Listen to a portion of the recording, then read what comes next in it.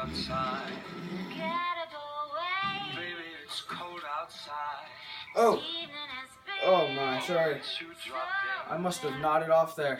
I didn't see you. I've been very tired lately, late nights, decorating and baking cookies for Santa Claus and such. You know how it goes this time of year. Who doesn't love a good Christmas episode, though? Welcome to Fireside Chat with your host, Robert Loogie. Cold water. Delicious. Now, today will be a very special episode of Fireside Chat.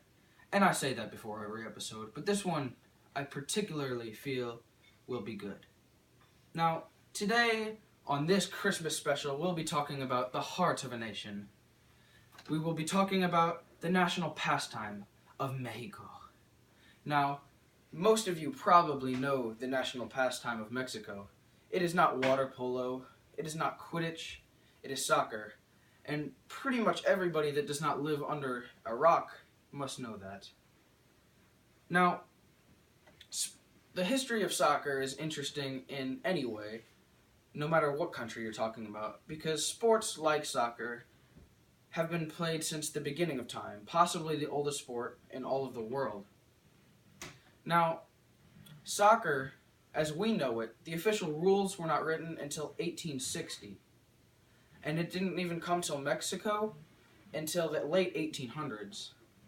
Now, in 1860, in England, an official conference was held to write the rules for all the sports like football and soccer that were being played, with little variations in them. And in this conference, the official rules were made. And because of this conference, that's how the name soccer was made in the first place, by an Englishman. Now, association football, he called it a soccer, later changed to just soccer. So calm down, Brits. We'll call it what we want. We'll call it soccer. You came up with the idea in the first place. Now, like I said, soccer didn't come to Mexico until the late 1800s. And when it did come to Mexico, it was brought by English coal miners who played it when they had breaks and whenever they could. It was so beloved by them. Now, in 1902, the first professional league was formed in Mexico, which was heavily English influenced, and there were only 5 teams. But throughout history and throughout the later centuries, this league would develop more and much strengthen the economy of Mexico. So in 1943, another pro league was formed, and this pro league is what really, stadiums being built and fans going to the games, this changed Mexico. Mexico would not be the same nation without soccer now. Now, in 1927, the men's national team of Mexico played their first game and they won. And in 1930, they played their first game in the FIFA World Cup. Now, in that FIFA World Cup, they did not have a great year. They finished last in their division with all losses. And in most cultures, that would be called failure. I'm not sure about Mexico, but I'm guessing that's also failure there.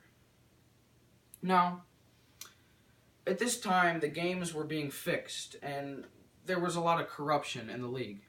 And they had a very rough period, and until 1970, they only won one FIFA game in the World Cup. But in 1970, they hosted the World Cup for the first time in its history, and they made it to the quarterfinals of the World Cup, which was very, very good for the nation, making soccer much more popular and giving pride to Mexicans. And in 1986, they hosted it again. And in that World Cup, they once again made it to the quarterfinals, losing then, but a very successful run nonetheless. Now, like I said, soccer since then has risen to be the most vital part of Mexico's economy and debatably the most important thing in all the nation, really. People play soccer all the time in Mexico. It's the national pastime. Everybody in Mexico has seen a soccer game or played a soccer game. Now, the Mexican Football League, soccer league, is most comparable to the Major League Soccer in the United States, the MLS. They're a very similar style of play and have a similar amount and level of play and skill level as the Major League Soccer and here in the United States. Now, since 1986, the FIFA national team has also risen much better than it was then. And most notably, just in the last few months, they have tied the Argentinian team with the most valuable player in the world, Lionel Messi, debatably. And they have beaten the United States in a very hard-fought game just in the last month or so. Now, many people know a couple players at least on the Mexican team. They are well known throughout the country and throughout the world. A couple of these players would be known as Giovanni Dos Santos and Javier Hernandez. Now, if there's one thing I want you to get out of this, it's that soccer has changed Mexico. Mexico would not be the Mexico we know today without soccer. The economy would not be as strong as it is.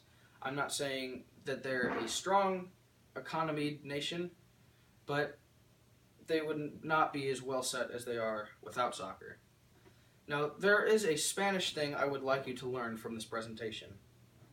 There is something that people need to do much more in soccer that is not done, but it needs to be done more.